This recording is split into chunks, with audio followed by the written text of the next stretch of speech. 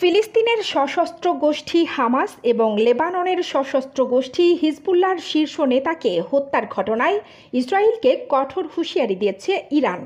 এর জেরে ইসরায়েলের সমর্থনে মধ্যপ্রাচ্যে আরও যুদ্ধজাহাজ ও বিমান পাঠাচ্ছে যুক্তরাষ্ট্র। এক প্রতিবেদনে জানায়, ইসরায়েলের বিরুদ্ধে যুদ্ধের হুমকি দিয়েছে ইরান। তাই ইরান এবং এর মিত্র দেশগুলোর হাত থেকে ইসরায়েলকে রক্ষার জন্য মধ্যপ্রাচ্যে অতিরিক্ত যুদ্ধজাহাজ ও যুদ্ধ বিমান পাঠানো হচ্ছে বলে জানিয়েছে প্রতিরক্ষা দপ্তর পেন্টাগন। পেন্টাগনের deputy press secretary Sabrina Singh এক বিবৃতিতে বলেন, প্রতিরক্ষা বিভাগ ইরান বা ইরানের অংশীদার এবং প্রক্সিদের দ্বারা আঞ্চলিক উত্তেজনা কমানোর জন্য বিভিন্ন পদক্ষেপ গ্রহণ করছে ওয়াশিংটন। ইসরায়েলকে রক্ষায় তারা দৃঢ় প্রতিশ্রুতিবদ্ধ। প্রতিরক্ষামন্ত্রী লয়েড অস্টিন জানান, মধ্যপ্রাচ্যে অতিরিক্ত ব্যালিস্টিক ক্ষেপণাস্ত্র, প্রতিরক্ষা সক্ষম ক্রুজার, ডেস্ট্রয়ার এবং একটি নতুন ফাইটার স্কোয়াড্রন পাঠানো হয়েছে।